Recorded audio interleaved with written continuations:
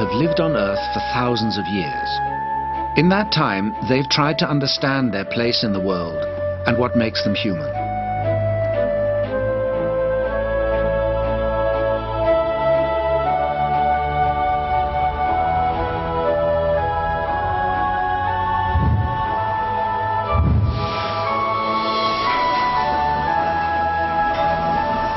Through the centuries, we have learned to build great machines, to lift and bend, to forge and carry. All of these have been created by the most highly developed, efficient and superb machine of all, the human body.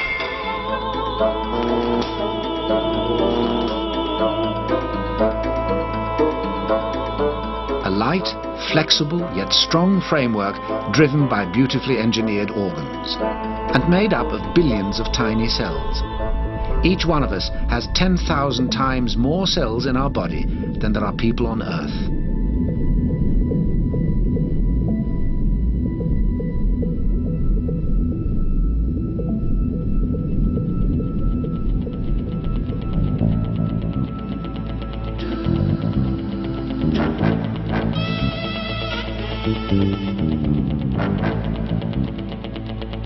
No machine is as complex as this one. But without one simple ingredient, it would die: air. After an accident, the first aid is oxygen, the breath of life. Ancient Greeks believed the body had at its center a flame, burning food, creating warmth.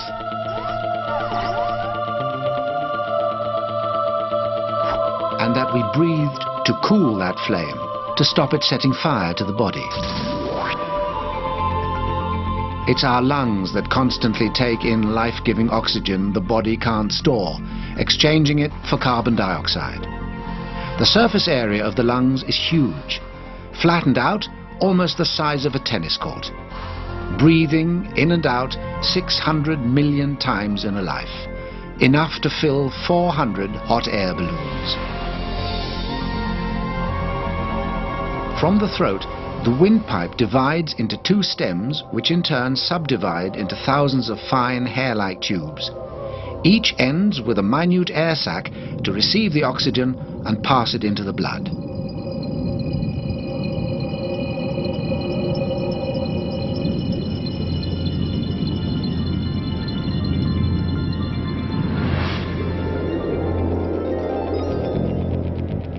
So vital is breathing to life that expiration has come to mean death. And inspiration can lead to genius. And it's genius that sets this machine apart from all others. Something exclusively human, believed by many to be the soul. And the windows of the soul? The eyes. The human camera. 2/3 of what is stored in the human brain has entered through the eyes. Sight is the body's chief sense, its guide, and its greatest guardian against predators. And just like a camera, the eyes have 3 distinct parts. A transparent outer covering, the cornea. Behind, a lens to receive light. And at the back, a screen, the retina, containing 127 million light-sensitive cells, rods and cones. Most are rod cells that work in dim light, seeing only black and white. In the dark, we have little need of color.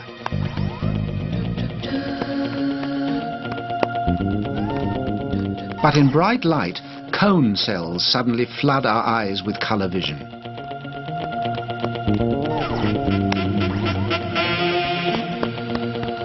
The eye is cleaned and disinfected by moving the lid across it. We do it over 5,000 times a day, each time for 1/3 of a second. There is another effective cleansing process: crying. Children do it more often than adults.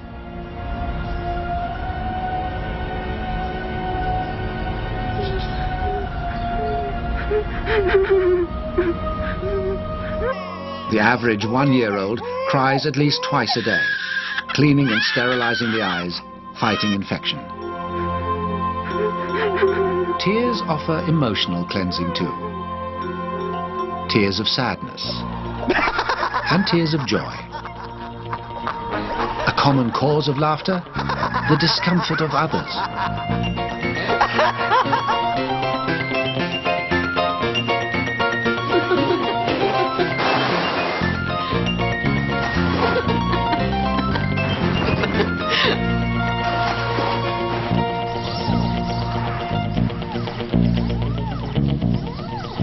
After sight, most information about the outside world reaches us through the ears.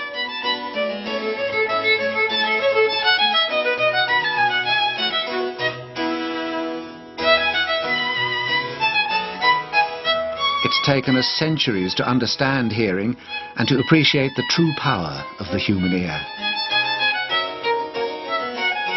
We've learned to delight in the pleasure of sound, develop a taste for music, and revel in the rhythm of dance.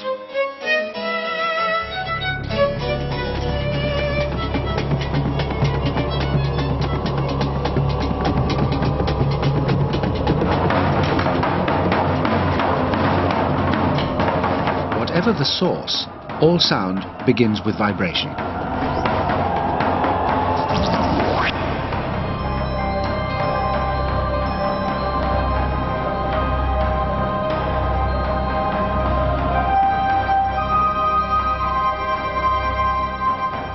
Sound waves enter the ear and reach the all-important membrane, the eardrum, a thin, taut skin the size of a fingernail. The drum sends vibrations through the body's tiniest bone, the stapes, no bigger than a grain of rice. And nerves send a signal to the brain that we recognize as sound. Many body features are not just practical. In some African cultures, ears display tribal status, and Buddha's long earlobes signified royalty and spiritual authority. King Midas got his long ears when he objected to Apollo playing the lyre, so he was judged to have the musical taste of a donkey. Ears also help us keep our balance. Tiny head movements trigger nerve signals to send information about space, motion and gravity to the brain. So some of us keep our balance even on a beam.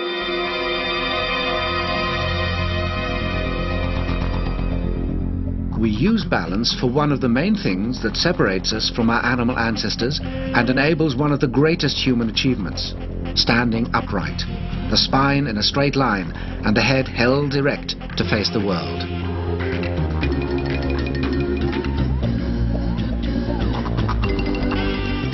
The body has 206 bones, more than half of them in the hands and feet. All are linked by joints and driven by muscles to produce the perfect moving machine.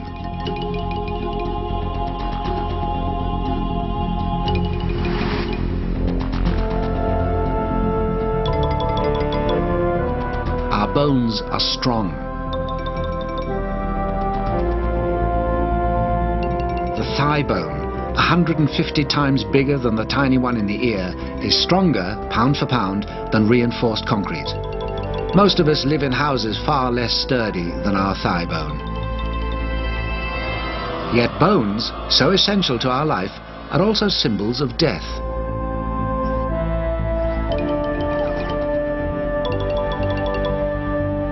Another body part is even harder, the part that protects our crucial ability to take a bite: tooth enamel.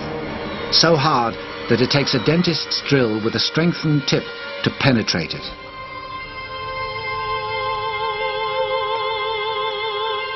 The powerful skeleton is only 1/6 of the body's weight. Almost half is what drives this set of bones: muscles. 640 of them designed to contract and exert pressure.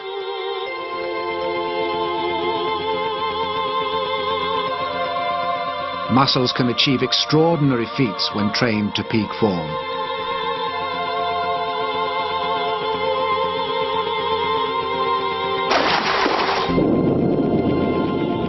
When a bodybuilder flexes his muscles, they don't get bigger. They just shorten and swell in the middle, like a long balloon squeezed at each end. But not all muscle work is so obvious. Muscles supply the body's heat. They even help the body stand still. Neck muscles oppose each other perfectly to achieve that crucial human advance, holding the 4-kilogram head upright.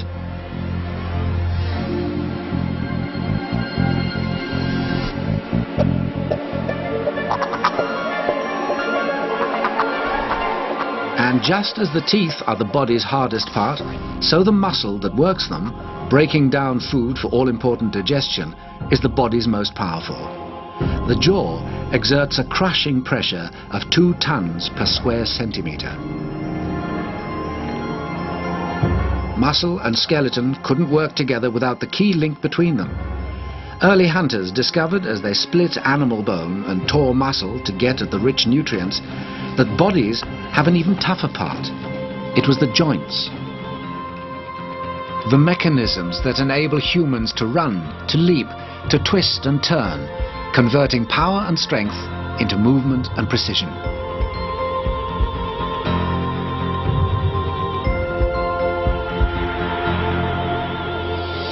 All this, yet only one organ of the body is constantly on show. It's wrapping that provides a waterproof cover, the skin. Made of keratin and covered in fine hairs, it ranges from wafer thin on the eyelids to 5 times as thick on the soles of the feet. And all over, double layered. The epidermis protects the inner dermis with its nerves and blood from water, dirt, the sun's rays, and even microscopic enemies. Typhoid bacteria can survive for many weeks, but on the skin they die in 20 minutes. Skin renews itself constantly. Each surface particle wears away and falls off in a month. So in our lives, each of us sheds about 20 kilograms of skin, the weight of a 6-year-old girl. Across the world, millions of tons a year. And where does it all go? We see it every day, in dust. But skin doesn't just protect us. When we're cold, tiny hairs on the surface stand on end to trap air and keep us warm. Goose pimples. And when we're too hot, millions of tiny sweat pores release fluid, cooling us down. Skin is the body's outer guard, sensing touch, heat, cold, and pain.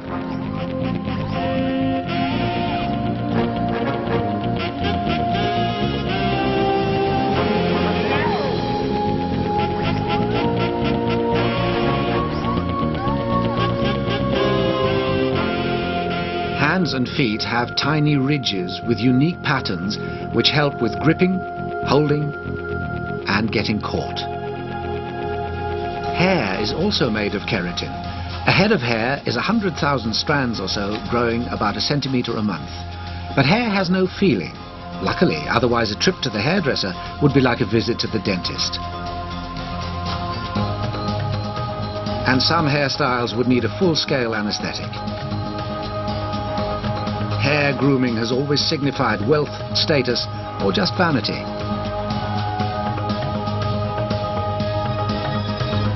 When fighting, long hair can be a liability. Roman soldiers shaved before battle, and their word barber, for beard, became the word for their hairy enemies, barbarians. Nails are also keratin and grow about half as fast as hair.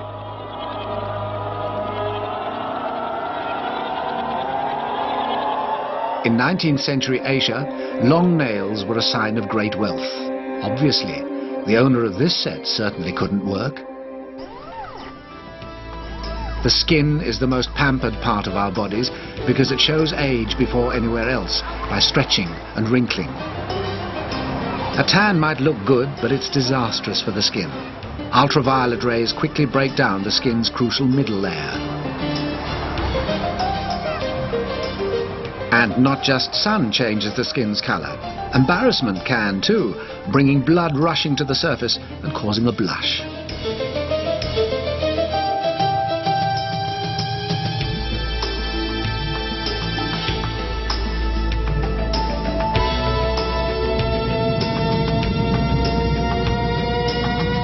Inside the body, the rushing of blood is constant.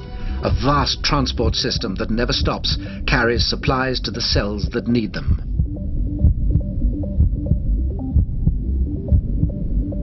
driven by that strange organ that artists, poets and dreamers have turned into the symbol of almost every human emotion, the heart.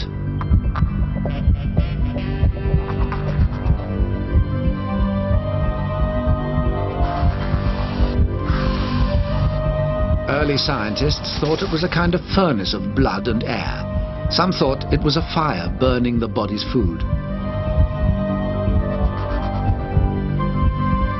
It was William Harvey in the 17th century who first realized that blood doesn't ebb and flow, but keeps circulating, driven by a steady, reliable, four-chamber pump that never sleeps, sending blood out through arteries into millions of tiny capillaries, then on into veins that carry the blood on a route back to the heart.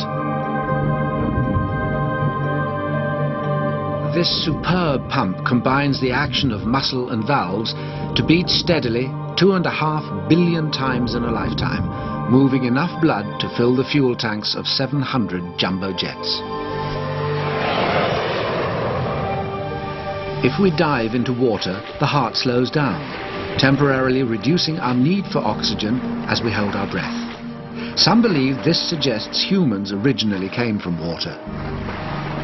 But perhaps it's the steady beat of the heart that has made it a steady symbol through the ages.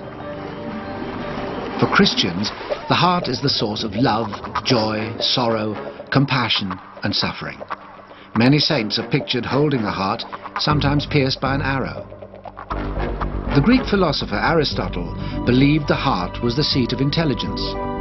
It's now best known as the symbol of passion. The Queen of Hearts playing card and the red heart of the Valentine have one and the same message: warmth and love. And always red, the color of blood, and therefore of life itself.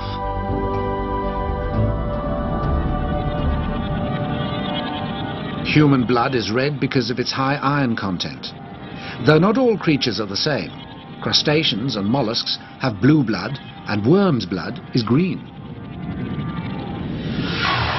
Some creatures live entirely on blood, the blood of others. After a long suck, a leech inflates to 5 times its normal size. But in medicine, they serve a useful function. In 1890, the French imported 40 million leeches. And doctors have recently realized leeches have an anti-clotting agent which reduces the risk of disease by thinning the blood, keeping it flowing, so the leech is now making a medical comeback.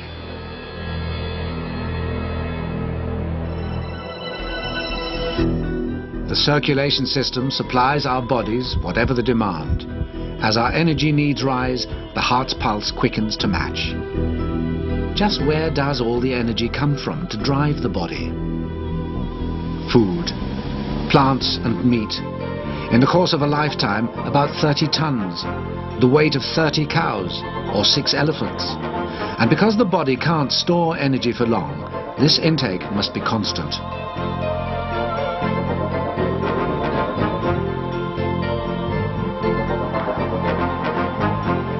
We can taste 4 distinct flavors: sour, salty, bitter and sweet. Our choice is based on appearance and smell. As we decide, the mouth is already making saliva to soften food for chewing and help us swallow it.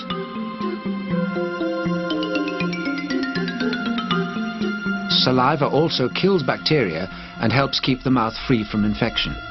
We produce a litre a day, 300 bathtubs in a lifetime.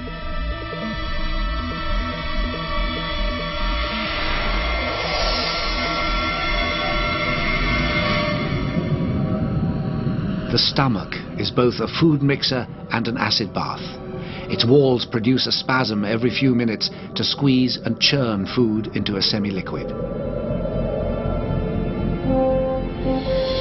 The workings of the stomach were first studied in 1822 by an American army surgeon, William Beaumont. A soldier's shot wound refused to heal. For the next 10 years, the doctor was able to analyze the contents of the unfortunate man's stomach. From the stomach, food travels on an 18-hour journey through 7.5 meters of intestines. There, nutrients are absorbed and the waste prepared for disposal. If our intestines weren't rolled up, we would be as tall as houses.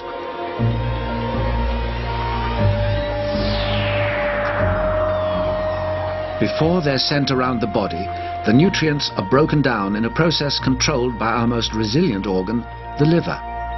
Up to 80% of it can be cut off and it'll regrow. The body's most urgent need is not solid food. Without a drink, we would die within days. Fluids are purified by 2 kidneys, each the size of a fist. They filter more than 1 litre of blood a minute and produce 1.5 litres of urine a day.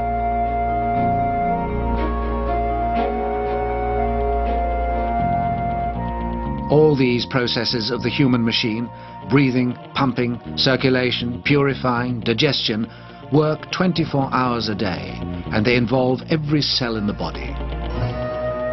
How did the word cell originate?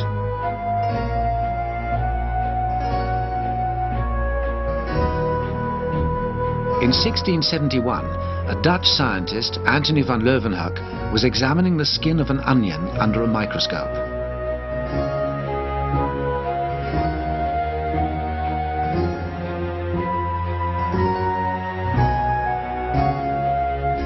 The rectangular shapes he saw reminded him of the local monastery and the monks' tiny cells. He realized that all plant and animal life is made up of similar tiny cells. In fact, the human body has 60 trillion of them. Laid end to end, they would stretch from London to Aberdeen. And all are vulnerable to attack. From the food we eat, the fluids we drink, and the air we breathe, the body is constantly bombarded by organisms that can cause illness. So one type of cell is specifically designed to fight back. White blood cells roam the body, killing and eating anything that threatens it. They're minute, but deadly to their enemies. Some cells in the gut live only 3 days, while others in the brain live with their owner an entire lifetime. And millions are dying and being born every second. Your finger has more cells than the number of people in the world's largest city. And just as that huge city would be paralyzed without its web of communications, so the human machine is coordinated by a network of its own, nerves. Like the telephone system, nerve signals are electrical. The body has around 45,000 kilometers of nerve cables carrying messages and coordinating everything it does. For thousands of years, the Chinese have believed they can control the nervous energy of the body through acupuncture, inserting fine needles into precise parts of the skin to treat different illnesses.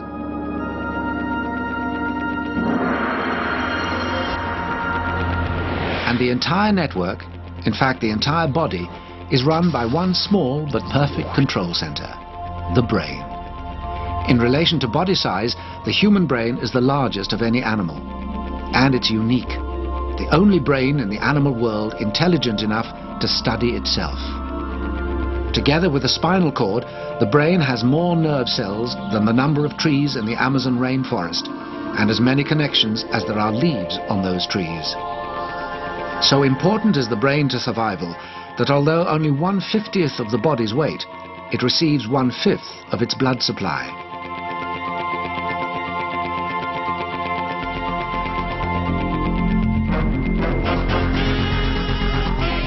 The brain is made up of sections with a job to do, each organizing and controlling its own body area.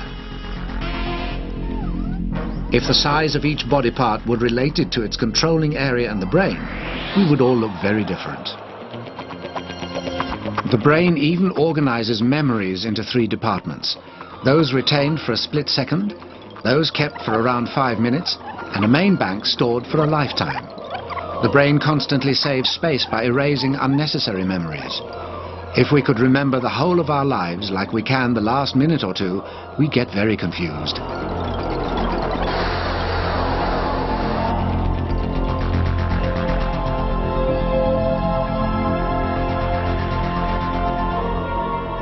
Given its power, there is little wonder that throughout history humans have built up superstition, legend, myth and magic around this massive tissue.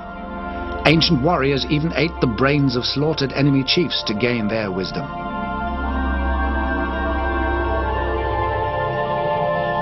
It's not the heart, but the brain that dictates our emotions, our consciousness and love, our understanding, our passion, and the desire for one another that leads to physical bonding. To the moment of fertilization between a sperm and an egg that heralds the creation of a new body, a new brain, a new life. Unique among machines, this one can reproduce itself.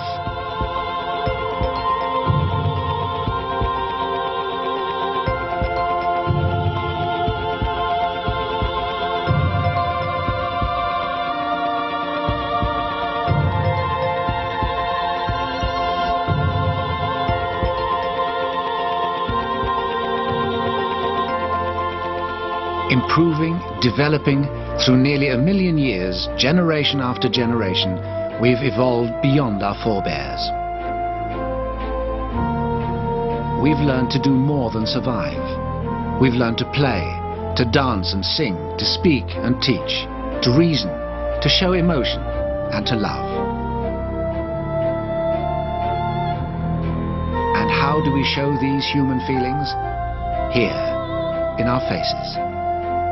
It's this unique alliance of brain, body, feeling and expression that makes us different. We can laugh and cry. We are sadness and joy. We are reason and passion. We are human.